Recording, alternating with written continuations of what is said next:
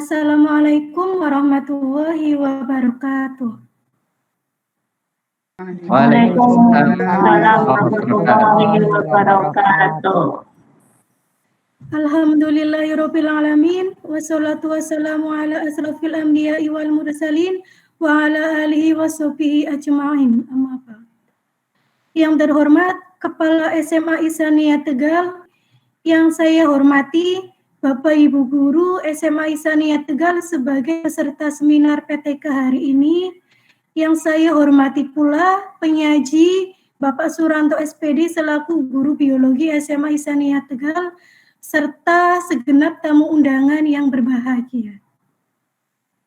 Sebagai insan yang beriman, pertama dan yang paling utama, marilah kita senantiasa mengucapkan syukur kehadirat Allah Subhanahu wa Ta'ala yang telah melimpahkan rahmat-Nya kepada kita semua, sehingga pada hari ini kita masih diberikan nikmat iman, sehat, serta bahagia.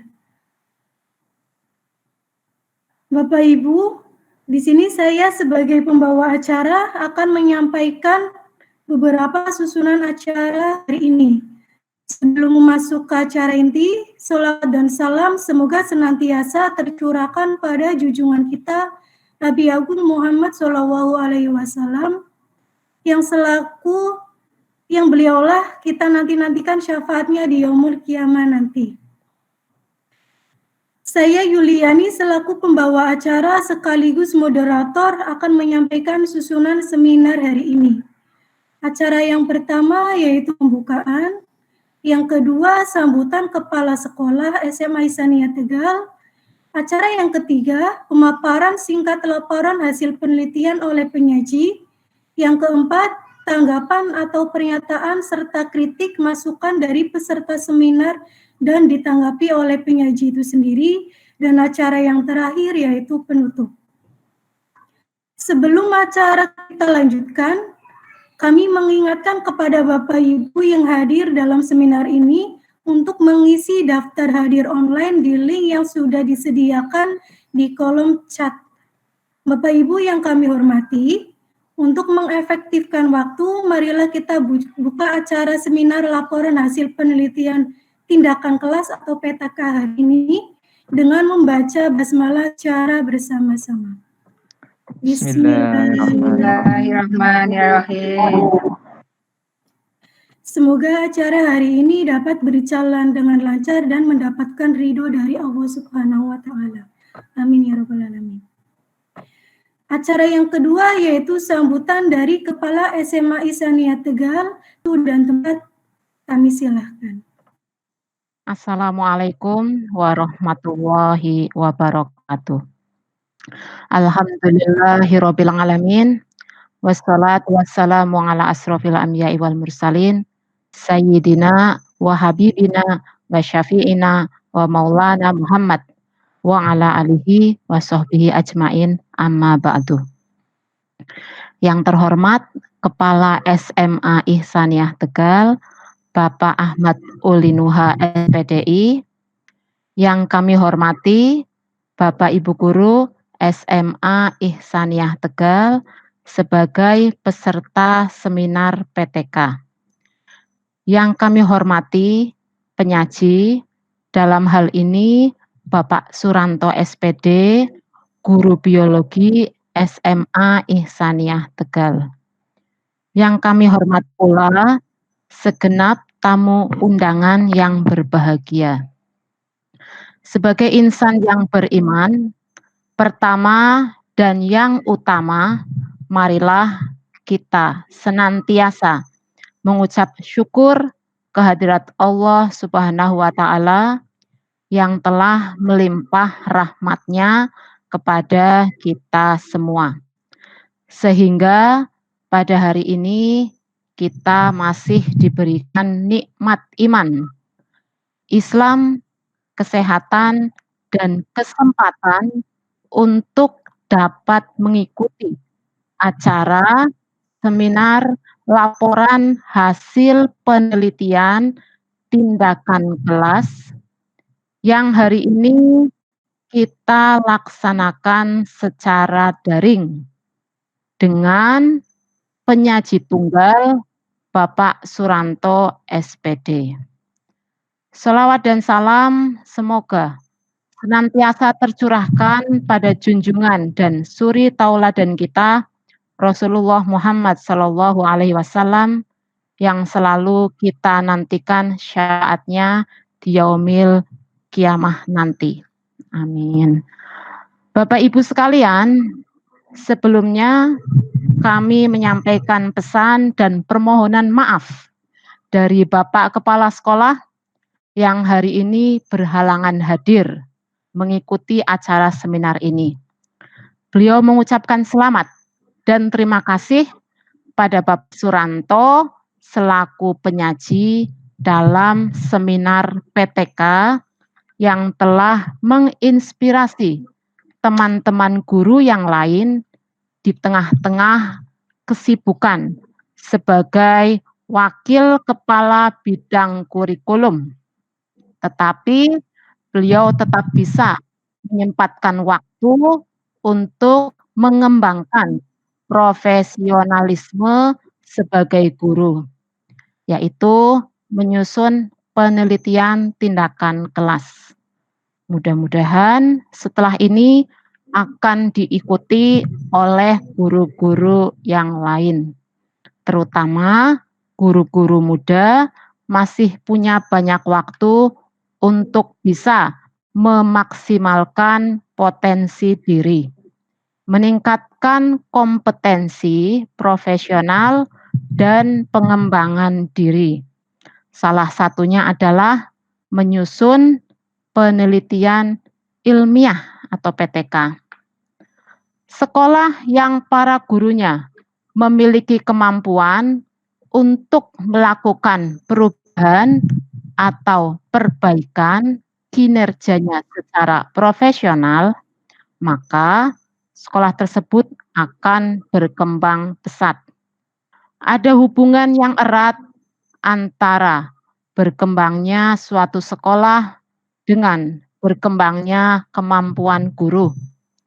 Sekolah tidak akan berkembang jika gurunya tidak memiliki kemampuan untuk mengembangkan diri.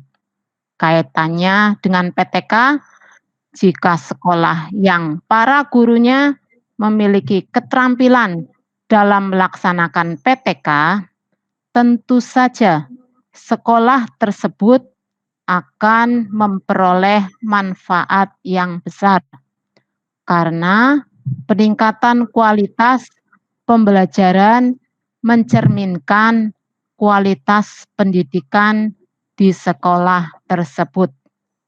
Kita berharap guru-guru SMA Ihsaniyah Tegal mampu mengembangkan diri dan menyusun karya ilmiah.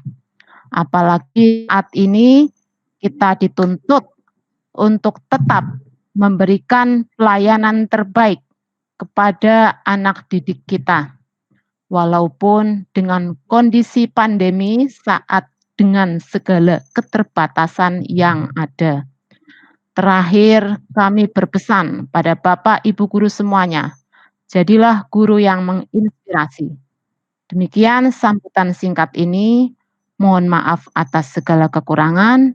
Mudah-mudahan kegiatan seminar ini bermanfaat untuk kita semua. Billahi taufik wal hidayah. Wassalamualaikum warahmatullahi wabarakatuh. Terima kasih atas sambutannya. Acara yang ketiga yaitu merupakan acara inti, yaitu pemaparan singkat laporan hasil penelitian tindakan kelas atau PTK yang akan disajikan oleh Bapak Suranto SPD selaku guru biologi SMA Ihsaniyah Tegal. Kepada Bapak Suranto, waktu dan tempat kami silakan. Ya.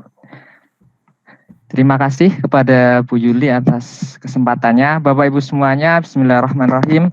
Assalamualaikum warahmatullahi wabarakatuh. Waalaikumsalam warahmatullahi wabarakatuh. Alhamdulillahirrabbilalamin. Hadana li hadza wa ma kunna linahtadiya laula an hadanallah. Asyhadu an la ilaha illallah wahdahu la syarikalah wa asyhadu anna Muhammadan abduhu wa rasuluh la nabiyya ba'da.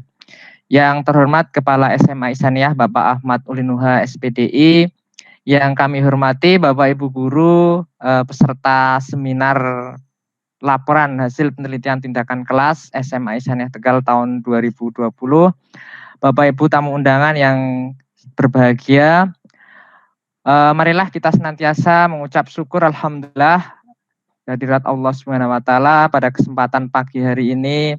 Kita masih diberikan nikmat iman Islam, kesehatan, dan tentunya kesempatan untuk bisa bertatap maya seperti ini, memenuhi undangan kami untuk mengikuti seminar PTK pada pagi hari ini.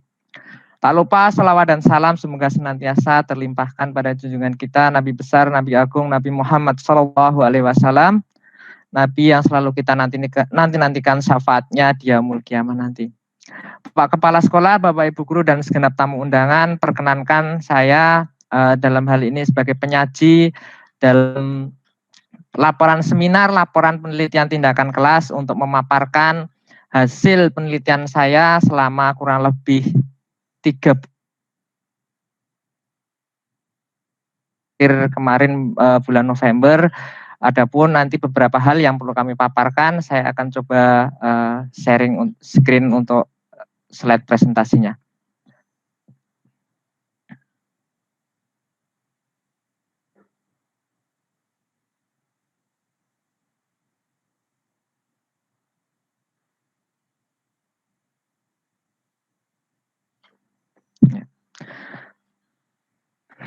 Bapak Ibu sekalian, pada penelitian tindakan kelas yang saya ambil pada judulnya adalah peningkatan hasil belajar peserta didik melalui penerapan discovery learning dengan daring tentunya karena kondisinya seperti ini, sinkronus dan asinkronus pada materi substansi genetika kelas 12 MIPA 1 SMA Ihsaniyah Tegal semester 1 tahun pelajaran 2020-2021. Nah, di sini Bapak Ibu sekalian, kita tahu di kondisi pandemi sekarang ini, kita mulai sejak bulan April kalau tidak salah, ada perpindahan dari moda belajar luring ke daring ya, karena untuk pelajaran di sekolah pun lewat keputusan Mas Menteri harus dilaksanakan secara daring seluruhnya. Nah, ada beberapa penyesuaian yang harus dilakukan sekolah tentunya, dan tampaknya kalau kita mencermati beberapa 3 bulan dari mulai bulan Maret sampai bulan Juli itu masih beberapa sekolah termasuk sekolah SMA saya juga masih terbata-bata dalam arti ini, dalam hal ini kondisi atau penyesuaian peserta didik ya dalam melaksanakan pembelajaran, baik dilihat dari sisi kesiapan, kemudian penguasaan IT dan kepemilikan perangkat masih belum memadai. Artinya peserta didik yang semula harus belajar di kelas, kemudian mereka harus dipaksa belajar dari kita berulang kali ganti platform dari mulai dari Google Form, kemudian Microsoft Office 365, kemudian yang terakhir kita gunakan e-learning SMA Ihsaniyah. Perjalanan waktu yang cukup makan waktu beberapa bulan untuk bisa menyesuaikan kondisi tersebut. Tentunya ini juga akan berpengaruh atau akan dipengaruhi oleh kepemilikan perangkat. Banyak di sana peserta didik yang mungkin tidak memiliki semangat yang menunjang untuk kegiatan daring. Kemudian dari sisi guru, Bapak Ibu perlu kami sampaikan untuk kesiapan guru, mayoritas anak SMA Ihsaniyah didominasi oleh guru-guru yang relatif usianya produktif dan masih bisa menguasai IT, tidak menjadi masalah yang terlalu signifikan. Cuma memang ada beberapa yang mungkin butuh penyesuaian untuk guru-guru yang mungkin usianya mungkin sudah di atas mungkin 50 karena kaitannya dengan penguasaan IT. Kalau masalah kepemilikan perangkat, saya kira semuanya sudah tidak ada bermasalah. Itu dari kondisi guru. Kemudian dari kondisi proses pembelajaran, perlu saya sampaikan bahwa selama pengamatan kami ya tahun ajaran lalu, kita cenderung melaksanakan pembelajaran yang sifatnya asinkronus, artinya tidak ada kegiatan tatap maya seperti saat ini. Jadi kita guru relatif hanya memberikan materi, tugas dan lain sebagainya. Nah, ini adalah sifat yang asinkronus. Nah, pada kesempatan ini identifikasi yang saya sampaikan tadi kaitannya dengan kondisi peserta didik ya, artinya keterlibatan peserta didik ini masih rendah untuk mengikuti pembelajaran daring ya. Tadi dengan berbagai faktor yang menyebabkannya, mulai dari kendala koneksi internet, kuota, kemudian kepemilikan perangkat itu. Kemudian arah pembelajarannya hanya bersifat asinkronus dengan grup WhatsApp, kemudian cenderung ditekankan hanya pada aspek kognitif saja atau pengetahuan saja, seperti itu.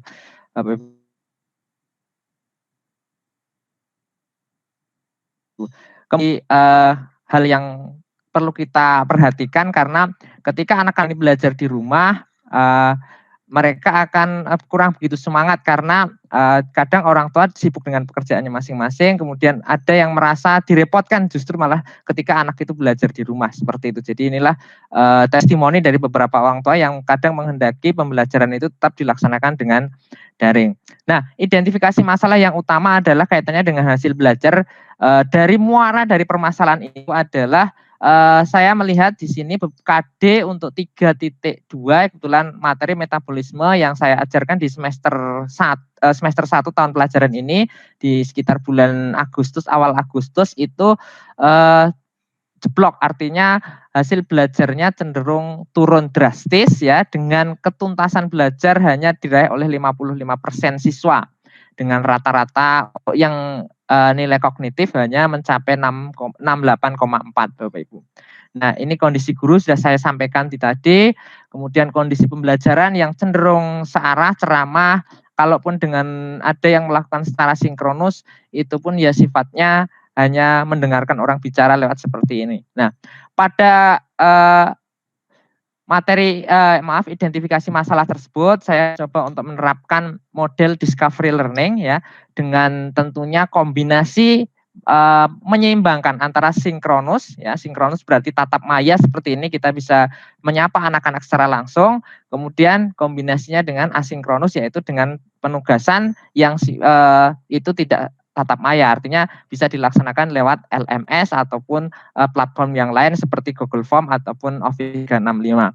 Ini dengan target adalah kelas 12 MIPA 1, kebetulan kelas yang saya ampu sendiri pada semester ini, dengan materi yang saya ambil adalah materi substansi genetika.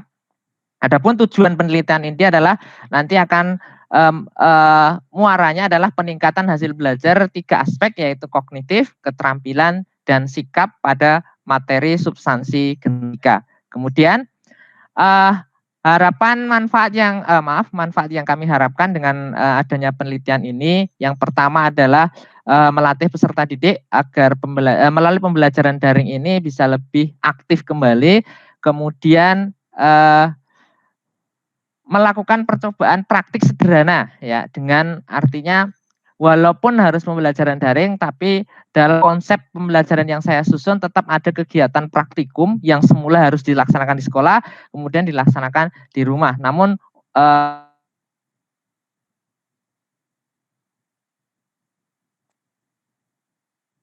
mengidentifikasi anak ini bisa menggunakan. Nah, kemudian yang ketiga adalah merangsang peserta didik ya, khususnya dalam belajar biologi, karena dengan pembelajaran sinkronus dan asinkronus itu anak-anak akan bisa aktif. Nanti untuk kegiatan diskusi bisa dilakukan secara asinkronus, kemudian untuk pelaporannya, untuk presentasi mungkin, untuk kegiatan verifikasinya bisa dilakukan dengan cara sinkronusnya atau tatap maya seperti ini. Bagi guru sendiri, kami mengharapkan dengan ada penelitian ini bisa menyediakan alternatif pembelajaran biologi, khususnya bagi saya sendiri, dalam mengembangkan motivasi dan kreativitas dalam pembelajaran daring. Kemudian memberikan rangsangan bagi guru yang lain untuk menciptakan strategi pembelajaran yang baik, lebih-lebih saya juga berkaca pada diri saya sendiri ataupun untuk pembelajaran biologi pada umumnya itu. Bagi sekolah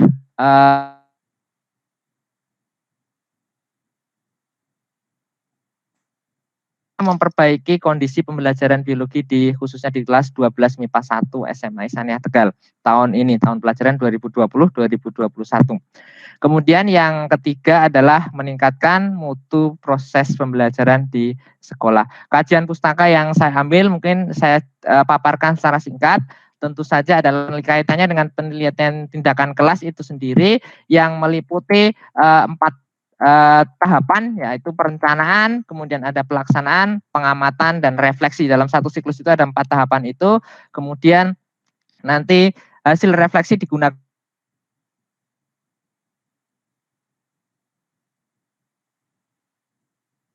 discovery learning. Adapun sintaks dalam model pembelajaran discovery learning, kenapa saya memilih model ini? Karena di sana ada beberapa tahapan yang memang menuntut anak untuk bisa aktif, membangun pengetahuannya sendiri, karena basic dari model pembelajaran discovery learning itu adalah konstruktivisme, artinya membangun pengetahuan, anak bisa memperoleh pengetahuan itu dengan sendirinya. Guru perannya adalah nanti melakukan verifikasi, kemudian meluruskan jika ada konsep-konsep yang miskomunikasi ataupun miskonsepsi. Nah, 6 tahapan dalam discovery learning, stimulasi tentunya, kemudian dilanjutkan dengan identifikasi masalah, problem statement, kemudian anak mengumpulkan data dan processing, kemudian verifikasi, generalisasi. Di antara ke-6 tahap ini, untuk stimulasi dan problem statement itu dilakukan secara sinkronus, jadi tatap maya secara langsung. Kemudian untuk pengumpulan data, pengolahan data itu dilakukan secara asinkronus. Jadi anak-anak berdiskusi lewat chat, lewat grup WhatsApp-nya sendiri-sendiri. Kemudian nanti ketika sudah mengerjakan tugas, mereka masuk lagi ke aplikasi platform web meeting seperti ini, Google Meet ataupun Zoom, mereka akan memaparkan hasil diskusinya. Kemudian guru nanti memandu bersama-sama untuk menarik kesimpulan. Seperti itu konsep pembelajarannya. Nah, pembelajaran daring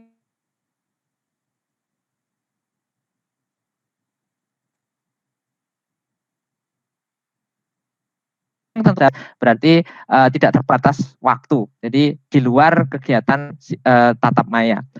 Materi yang kami ambil adalah substansi genetika KD 3.3 yang di dalamnya ada materi cukup kompleks, yaitu struktur kromosom, DNA, RNA, dan sintesis protein. Kemudian kaitannya dengan metode penelitian perlu kami sampaikan, subjek penelitiannya adalah kelas 12 MIPA 1 sebanyak 20 siswa, kemudian tempat dan pelaksanaan di SMA Ihsaniyah Tegal. Saya ulangi, tempat dan pelaksanaan di SMA Ihsaniyah Tegal, waktunya adalah bulan Agustus 2020 sampai bulan ini November 2020. Kemudian untuk siklus PTK yang saya terapkan adalah 3 siklus 1, siklus 2, dan siklus 3. Ini adalah tahapan siklusnya. Jadi siklus 1 ada 4 tahapan, hasil refleksinya digunakan untuk perbaikan siklus 2, refleksi dari siklus 2 ataupun kekurangan-kekurangan yang ada di siklus 2 nanti untuk perbaikan siklus ketiga.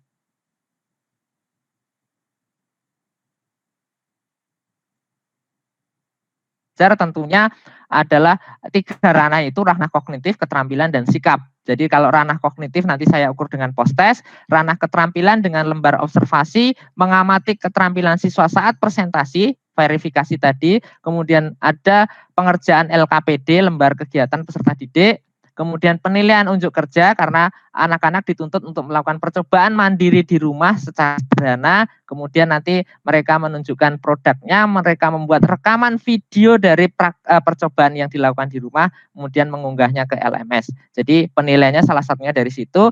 Kemudian yang terakhir adalah penilaian produk, karena tadi ada model DNA yang harus dibuat dalam pembelajaran substansi genetika.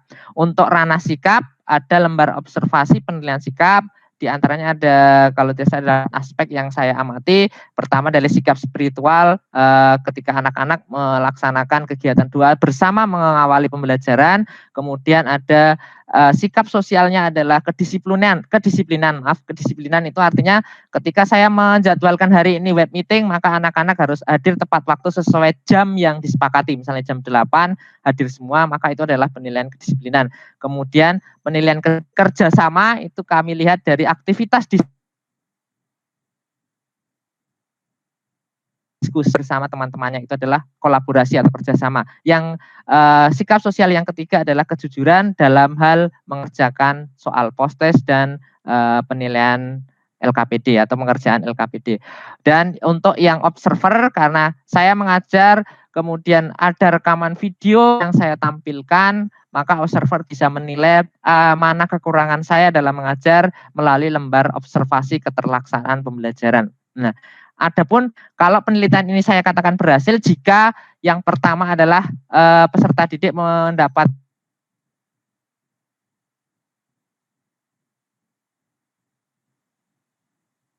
ketuntasannya mencapai 85%. Itu untuk aspek kognitifnya.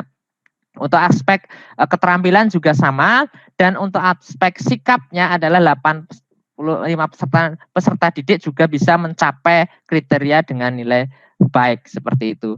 Kemudian untuk perhitungannya cukup sederhana Bapak Ibu, jadi hanya menghitung berapa kenaikan persentasi dari siklus ke siklus 1 ke siklus 2 dan selanjutnya.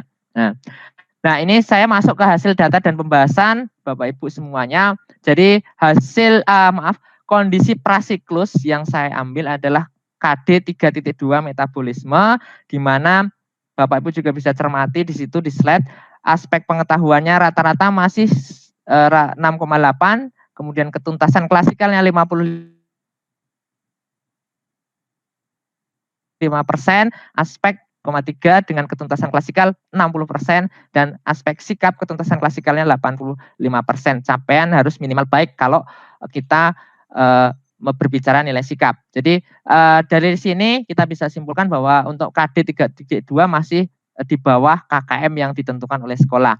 Nah, ini adalah hasil penelitian saya untuk 3 siklus ya. Jadi untuk siklus untuk yang kognitif tentunya yang dengan post test. Jadi nilai terendah untuk siklus 1 masih di angka 50, siklus 2, siklus 3, kemudian nilai tertinggi juga hampir sama. Yang berbeda adalah rata-ratanya. Rata-rata di siklus 1 70,5, kemudian siklus 2 naik menjadi 73,5 dan siklus 3 76,5.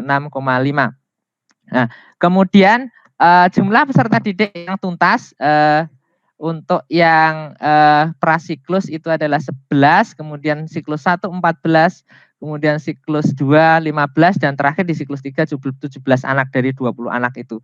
Bapak Ibu juga bisa cermati untuk yang tidak tuntas juga mengalami penurunan, terakhir adalah 3 anak untuk siklus 3. Kemudian ketuntasan bisa dicapai di siklus 3, siklus 1 masih 70%, siklus 2 75, kemudian di siklus 3 85%.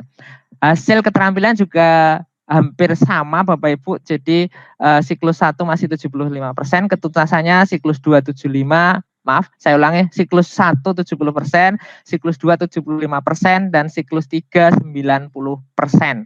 Dengan rata-rata siklus 1 76,8, siklus 2 naik menjadi 82,4, kemudian siklus 3 83,7. Untuk sikap, nah ini alhamdulillah di siklus 1 sudah tercapai 100%. Artinya kan semuanya alhamdulillah peserta didik SMA SNA adalah anak-anak yang memiliki sopan santun attitude yang baik, sehingga nilai sikapnya bisa tercapai 100% hanya di siklus 1. Ya. Tapi Bapak Ibu yang perlu kami sampaikan adalah ketercapaian predikatnya, di mana untuk yang siklus 1 yang mencapai predikat baik 11 anak, yang mencapai predikat baik di siklus 2 10 anak, dan semakin menurun. Tapi yang terjadi peningkatan adalah di predikat yang sangat baik, itu cenderung meningkat walaupun sudah mencapai 100%, seperti itu. Nah, ke pembahasan Bapak Ibu, jadi dari pengamatan siklus 1 kami membuat refleksi memang ada beberapa kekurangan karena pertama kali menerapkan model asinkronus dan sinkronus dengan ditempelkan pada model pembelajaran discovery learning. Anak kadang masih canggung, sehingga dari refleksi itu observer mengatakan perlu adanya motivasi yang lebih untuk anak-anak biar pembelajarannya lebih hidup seperti itu, ataupun lebih anak-anak lebih aktif seperti itu. Nah, kemudian ada penguatan materi yang mungkin saya kurang di siklus 1, ya saya benahi karena hanya menggunakan slide PowerPoint untuk yang siklus 1. Kemudian anak-anak juga masih meraba-raba untuk penggunaan LMS, masih belum familiar, sehingga ini optimalisasi pemanfaatan LMS perlu ditingkatkan. Kemudian ini peran guru ketika ada kendala jaringan. Ini tidak bisa dihindari. Jadi tetap harus memberikan solusi bagaimana anak ketika web meeting dan lain sebagainya terkendala jaringan, itu harus memberikan solusi ataukah memberikan kesempatan ataukah memberikan materi pengayaan di luar pembelajaran daring atau web meeting. Kemudian refleksi yang terakhir untuk siklus itu adalah interaksinya yang masih rendah. Jadi perlu ada peningkatan interaksi dengan peserta didik. Nah, untuk siklus 2 alhamdulillah bisa mempertahankan konsistensi untuk motivasi peserta didik. Jadi sudah mulai kami terapkan untuk senantiasa memberikan motivasi kepada anak-anak ya supaya bersabar. Tampaknya memang pembelajaran daring harus kita tuntaskan 1 semester ini dan baru kita bisa laksanakan tatap muka mungkin di semester nanti. Kemudian LMS anak-anak sudah mulai familiar, sudah bisa mengakses LMS yang di situ ada materi pelajaran, ada video pembelajaran dan ada lembar kegiatan peserta didik. Nah, kemudian guru di sini dalam hari ini saya juga menghimbau kepada anak-anak untuk persiapan lebih awal. Jadi ketika minggu ini saya sudah memposting untuk materi pertemuan ke depan, anak-anak sudah bisa belajar terlebih dahulu sehingga punya pemahaman awal sebelum mengikuti pembelajaran. Dan yang keempat adalah interaksi dengan peserta didik terus ditingkatkan. Kemudian kondisi jaringan perlu dicek terlebih dahulu ketika memulai pembelajaran. Apakah anak-anak ada yang tertinggal atau mungkin dengan kondisi jaringan yang buruk dan lain sebagainya. Nah, tetap guru di sini harus hadir memberikan solusi ketika ada anak yang memang kurang belum bisa mengikuti pembelajaran secara langsung ataupun secara sinkronus. Nah, kemudian tambahannya adalah di refleksi siklus 2 ini untuk perbaikan di siklus 3 adalah perlu menghadirkan kegiatan yang menantang, misalnya dengan kuis dan lain sebagainya. Tidak hanya dengan post-test yang biasa saja kita gunakan, yaitu Google Form, seperti itu. Jadi, alhamdulillah di siklus 3 kami laksanakan semua tahapan ini dengan cukup baik. Anak-anak antusias, mereka bisa mengikuti post-test dengan Kahoot, kemudian game yang kami terapkan dalam pembelajaran, sehingga berdasarkan analisis penggunaan model discovery learning ini untuk pembelajaran biologi bisa meningkatkan hasil belajar. Dasarnya adalah hasil yang tadi tabel yang saya tunjukkan tadi. Kemudian yang kedua, pemberian stimulus peserta didik. Kemudian karena di stimulus itu saya menggunakan video-video yang kontekstual, yang aktual dengan kondisi saat ini, misalnya karena kita berbicara kromosom, berbicara gen, kadang kita berbicara tentang misalnya kasus kriminal, bagaimana polisi bisa mengetahui jejak seseorang dan lain sebagainya dengan sidik jari dan lain sebagainya, artinya akan dikaitkan dengan identifikasi DNA. Kasus-kasus seperti itulah yang kami sajikan sehingga anak-anak lebih tertarik, lebih bisa memahami materi dan istilahnya merefleksikan terhadap aktivitas ataupun fenomena yang terjadi di luar sana. Seperti itu. Nah, yang ketiga adalah proses pembelajaran peserta didik. Tadi kasus faktual yang dihubungkan dengan konsep biologi yang kami sajikan itu akan menimbulkan pemahaman yang mendalam bagi peserta didik. Begitu. Nah, kesimpulannya Bapak Ibu, ini kita masuk kesimpulan. Jadi dari judul yang kami angkat atau tema yang kami angkat bahwa pembelajaran biologi dengan penerapan discovery learning ini tentunya dengan dikombinasikan dengan daring, sinkronus, asinkronus, ada keseimbangan antara tatap maya dan kegiatan offline. Untuk kelas 12 MIPA 1 semester 1 tahun pelajaran 2020 menghasilkan atau bisa meningkatkan hasil belajar pada materi substansi genetika. Dengan demikian penelitian tindakan kelas ini kami anggap telah memenuhi target sesuai dengan tujuan penelitian. Demikian untuk pemaparan saya hasil penelitian ini. Waktu dan tempat waktunya kami kembalikan ke moderator. Terima kasih Bu Yuli, kami persilahkan. Terima kasih kepada Bapak Suranto yang telah memaparkan hasil penelitiannya. Kita masuk ke acara yang keempat, yaitu tanggapan, pernyataan, kritik atau saran, masukan dari peserta seminar dan ditanggapi oleh sang penyaji. Tanggapan atau pernyataan yang pertama, saya berikan kesempatan untuk Bapak Ibu, barangkali ada yang mau memberikan pertanyaan atau menanggapi dari seminar hari ini. Silakan. Saya Bu Yuli ya. Oh iya, dari Bu Rela. Ya, silakan Brela. ya, Oke. silakan.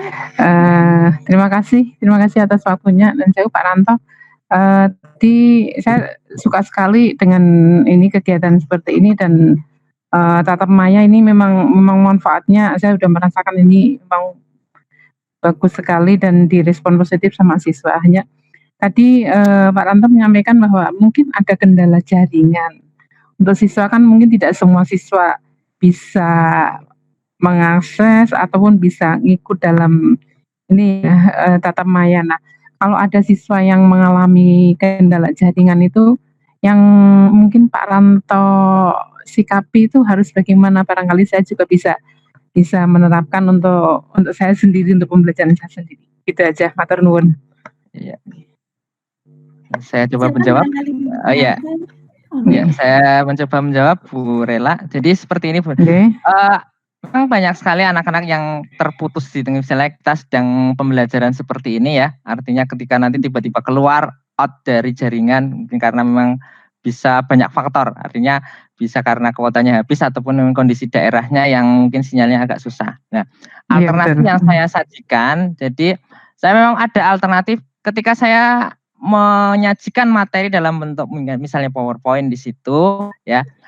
Saya tampilkan atau saya sisipkan PowerPoint, tapi di situ PowerPoint yang berbicara. Ya, seperti jadi ada istilahnya interaksi. Jadi PowerPoint saya jelaskan, di belakang saya ini ada PowerPoint. Sebenarnya saya mau nge-share ini juga. Jadi itu bisa dimanfaatkan ketika nanti anak-anak mau mengakses portal Office-nya, kita bisa kirimkan videonya melalui OneDrive dan lain sebagainya. Salah satunya seperti itu. Jadi memang kalau kendala jaringan manapun, dimanapun, sekolah manapun hampir sama berbicaranya semuanya seperti itu. Kalau kita, tapi tentunya kita sebagai guru tidak boleh menyerah dan putus asa terus mengabaikan anak yang ini, kasihan. Betul. Seperti itu. Jadi tetap kita ya walaupun mungkin tidak semaksimal kondisi, tapi paling tidak ada alternatif jalan keluar yang bisa kita tawarkan kepada anak. Ya untuk coba, ya udah nggak apa-apa ya, memang kondisinya seperti itu, kita tidak bisa berbuat banyak kecuali kita pengambil kebijakan, kita bisa pasang tower di sana biar sinyalnya bagus gitu.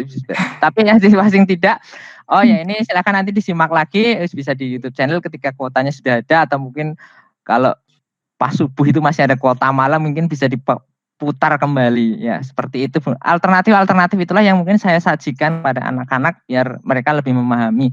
Seperti yang penting peran guru di sini untuk tetap memotivasi anak, biar karena saya yakin dengan kondisi pembelajaran saat ini yang anak-anak harus di rumah sudah ada di level kejenuhan yang cukup tinggi. Monggo Mbak Yuli, saya kembalikan. Oke. Terima kasih Pak Ranto. Iya Bu.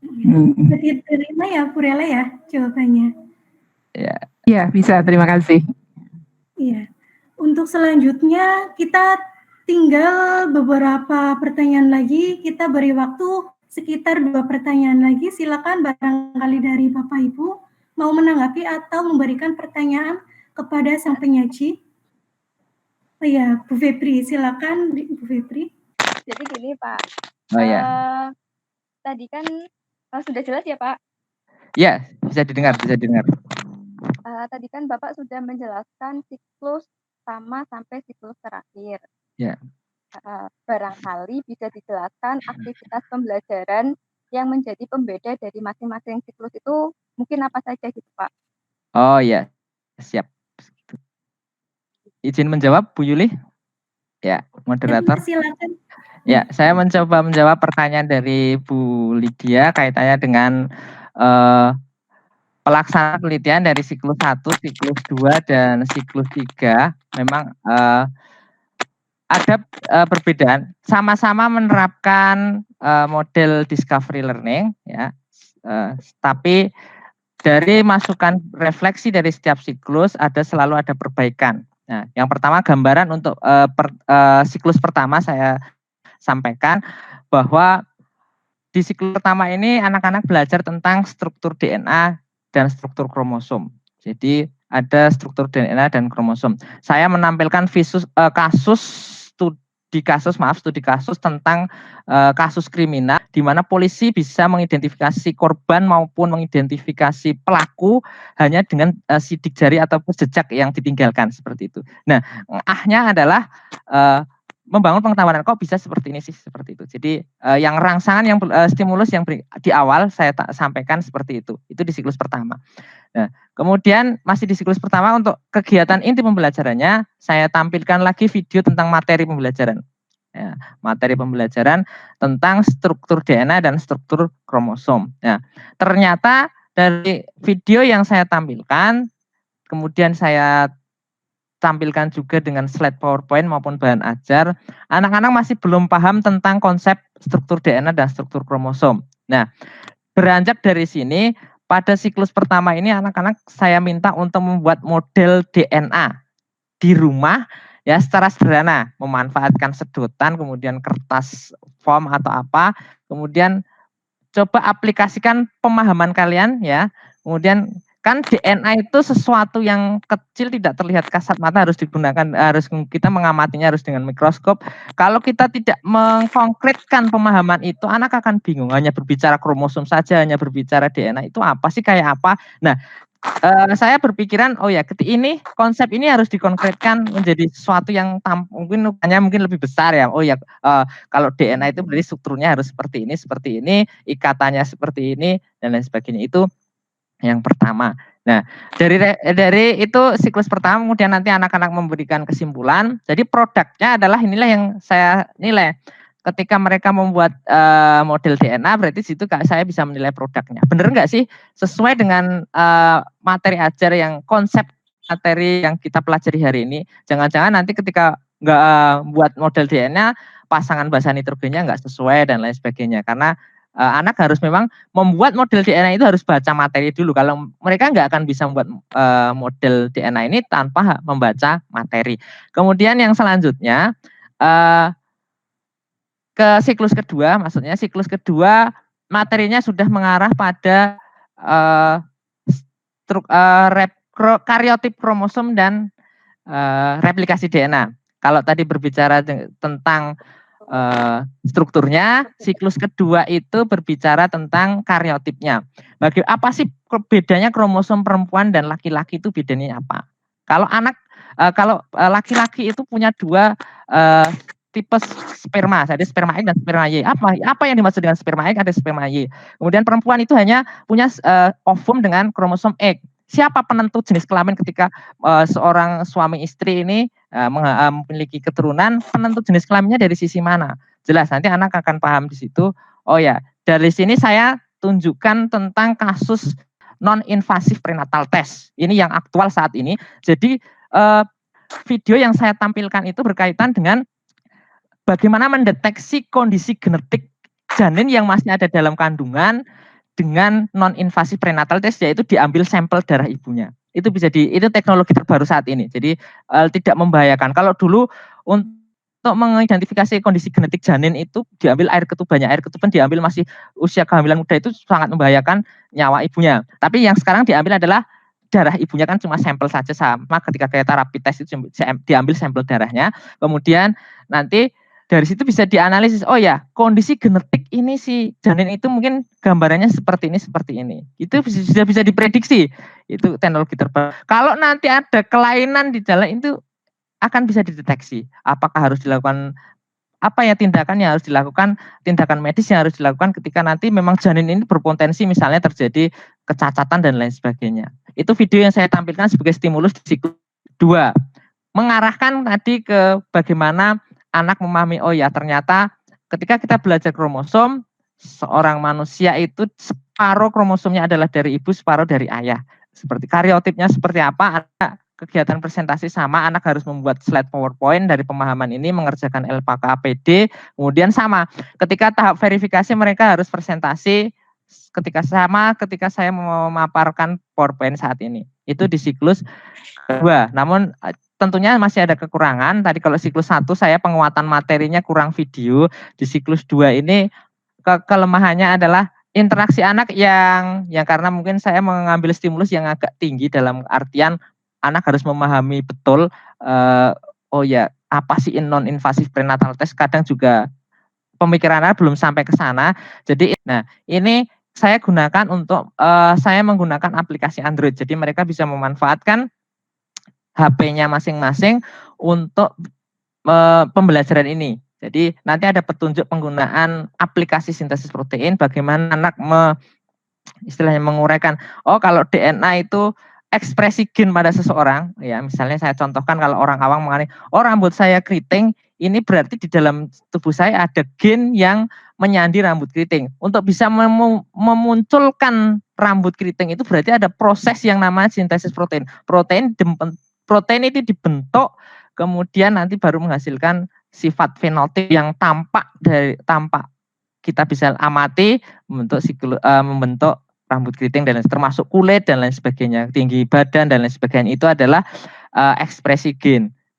Untuk ekspresi gen tahapannya harus masuk ke sintesis protein. Jadi gambarnya seperti itu. Jadi ini kemudian saya perkuat dengan game Kahoot. Jadi di akhir pembelajaran ada post test. Setelah itu anak-anak memahami materi dengan post test. Jadi walaupun tidak secara tidak berada di satu ruangan tatap kelas, tapi Kahoot ini ternyata memang bisa dilaksanakan secara daring seperti ini. Memang saya akui ada banyak kelemahan karena ketika kita menjalankan Kahoot di online itu memang menuntut jaringan kestabilan koneksi internet. Jadi ada beberapa anak yang memang harus mengikuti Kahoot susulan karena ketika dia mengikuti post test ini terputus di tengah jalan dan lain sebagainya.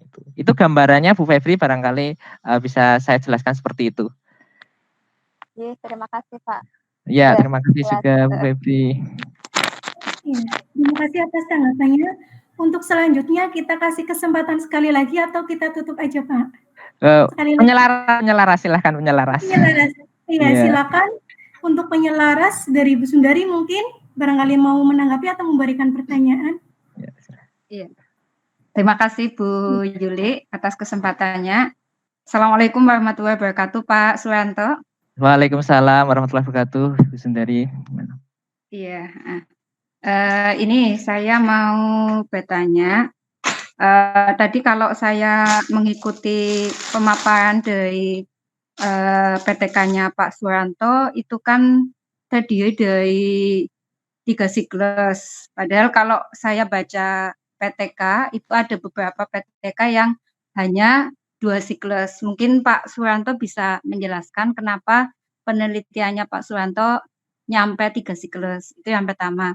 Kemudian yang kedua, kalau materi biologi itu kan ada banyak bab.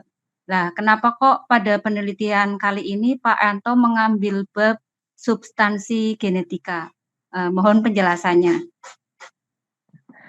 Ya, boleh saya mulai menjawab Bu Moderator? Ya, silakan. Ya, saya terima kasih Bu Sundari atas pertanyaannya, luar biasa sekali. Jadi yang saya pahami seperti ini Bu Sundari, jadi jumlah siklus yang digunakan itu tergantung, yang pertama adalah kompleksitas materi. Kemudian yang kedua adalah target yang ingin dicapai. Itu dari 2 faktor inilah yang menjadi acuan yang pernah saya baca, literasi yang pernah saya baca. Berapa banyak siklus yang kita gunakan itu tergantung satunya faktor tadi kompleksitas materi, kemudian yang kedua adalah capaian target yang dikehendaki. Nah, saya sekaligus menjawab nomor 2 tadi, kenapa substansi genetika kaitannya dengan kompleksitas materi. Jadi materi substansi genetika itu adalah materi yang bisa dikatakan menarik, tapi kalau cara menyampaikannya ke anak kurang pas atau tidak sesuai dengan aktual dengan kondisi saat ini, mereka hanya akan mendapatkan pemahaman hafalan saja. Oh ya, ternyata biologi cuma hafalan kayak gini ya. Nah, disinilah saya akhirnya kalau ini tidak bisa hanya 2 siklus saja. Nah, sebenarnya kalau PTK itu yang saya pahami kalau 2 siklus sudah tuntas ya memang cukup berhenti sampai di situ. Cuma karena ini materinya agak kompleks ya. Jadi yang pertama saya harus mengajarkan anak pemahaman awal harus belajar ini loh, struktur kromosom itu seperti ini. Ini loh yang namanya DNA itu seperti ini, gen itu seperti ini. Kalian sering ngomong DNA, ngomong tes DNA, ngomong gen dan lain sebagainya. Apa sih sebenarnya? Nah, pemahaman awal yang kita bangun Itu dulu, dengan tentunya mengaitkan dengan kasus-kasus tes DNA, kasus-kasus yang ada di luar sana. Itu untuk kompleksitas materi. Kemudian baru nanti saya arahkan ke replikasi. Seorang sel ada sel yang mengelupas, mati, luka dan lain sebagainya, itu proses penggantiannya kan harus lewat yang namanya replikasi DNA, kemudian ada pembelahan sel dan lain sebagainya. Arahnya ke situ. Nah, kemudian nanti yang ketiga, nah ini kan ada sub pokok materi yang ketiga adalah sintesis protein. Bagaimana gen ini diekspresikan? Ketika di dalam tubuh seseorang misalnya kok ibunya kulitnya putih, bapaknya kulit putih, tetapi anaknya misalnya kulitnya hitam atau gelap. Ini kalau kita tidak memberikan pemahaman anak, ini akan langsung orang akan menjawab, oh ini mesti anak pungut, anak angkat dan lain sebagainya. Tapi dengan pemahaman konsep biologi kita bisa jelaskan kalau dia memang anak angkat, kita buktikan dengan tes DNA anak kandung ataukah anak angkat. Jadi kompleksitasnya di situ. Nah, tes DNA itu konsepnya apa sih? Tes DNA itu konsepnya adalah melihat susunan DNA antara orang tua dan anak. Kalau memang ada kesamaan struktur, ya memang tidak sama 100%, tapi karena kan anak itu kan disusun ataupun kromosomnya adalah separuh dari orang tua ayah, kemudian separuh dari ibunya. Otomatis mesti ada susunan DNA yang sama. Seperti itu. Kalau memang jauh, ya berarti ini mungkin bukan anak kandungnya, kan seperti itu. Kalau kita hanya mengandalkan tes golongan darah, itu sangat mungkin menyimpang, kan kayak gitu. Karena golongan darah bisa istilahnya bersama dan lain sebagainya. Tapi kan dengan tes DNA, ini kebenarannya bisa mencapai 99%. Jadi kompleksitas materi inilah yang saya khawatirkan ketika saya hanya menyodorkan materi. Anak-anak silakan dipelajari materinya ini ya, saya posting di web e-learning, silakan dibaca sendiri. Wah, kalau kayak gitu nanti anak bisa posting 7 keliling hanya mungkin nggak akan dibaca sama sekali. Mungkin itulah yang melatar belakangi ketika ya ini model discovery learning ini harus saya terapkan tentunya dengan kombinasi sinkronus asinkronus biar anak tetap ada kegiatan di rumah, ada kegiatan hands on-nya, ada kegiatan aktivitas tangan untuk membuat model. Oh ya, struktur DNA itu seperti ini loh. Kemudian konsep mereka itu bisa diterapkan. Oh, ketika ada kasus misalnya wanita hamil terus ini bapaknya siapa, itu bisa diidentifikasi dari situ. Kemudian ada kasus kriminal tadi dan lain sebagainya, termasuk kasus-kasus ketika yang terbaru adalah mendeteksi kelainan genetik di dalam janin yang belum dilahirkan, usia 10 minggu itu sudah bisa dideteksi. Oh, ini janin ini nanti ketika lahir akan normal ataukah akan cacat. Nah, itu bisa dideteksi. Mungkin gambarannya seperti itu Bu Sundari untuk kompleksitas materi, dan kaitannya dengan target yakin saya capai karena yang namanya hasil belajar itu tidak bisa dipisah-pisahkan. Pemahaman saya adalah kalau saya hanya melihat kognitifnya saja, mungkin apa gunanya saya suruh anak-anak membuat model DNA. Kalau saya hanya melihat kehadiran peserta didik saja, tampaknya ini sesuatu yang harus berkaitan. Jadi 3 ranah mulai dari kognitif, kemudian sikap, kemudian keterampilannya, ini semua jadi satu paket yang namanya hasil belajar. Jadi memang walaupun konteksnya hanya berbicara hasil belajar, tapi ketika ini diurai akan menjadi poin-poin yang tadi 3 itu. Kemudian untuk keterampilan ini sendiri yang kita lihat apanya saja sih ya, tadi termasuk ketika mereka cara menyampaikan materi, cara memahami materi, cara presentasi, cara membuat model DNA dan lain sebagainya. Mungkin gambarannya seperti itu Bu Sundari, mohon maaf kalau kurang asin. Okay. Terima kasih sekali pertanyaannya. Ya, kami kembalikan waktunya. Terima kasih atas jawabannya. Bapak Ibu yang saya hormati, kita sudah di penghujung acara. Sekali lagi saya mengingatkan kepada Bapak atau Ibu yang hadir dalam seminar ini untuk mengisi daftar hadir online di link yang sudah disediakan di kolom chat. Saya mengucapkan terima kasih kepada Bapak Ibu semua yang telah meluangkan waktu mengikuti acara ini dari awal sampai akhir. Semoga acara seminar hari ini bermanfaat untuk kita semua. Saya selaku pembawa acara dan moderator memohon maaf apabila dalam mengantarkan acara ini banyak kesalahan dan kekurangan. Mari kita tutup acara ini dengan membaca hamdalah. Alhamdulillahirabbil alamin. Terima kasih, saya akhiri. Wassalamualaikum warahmatullahi wabarakatuh. Waalaikumsalam. Waalaikumsalam warahmatullahi wabarakatuh. Terima kasih Bapak Ibu semua.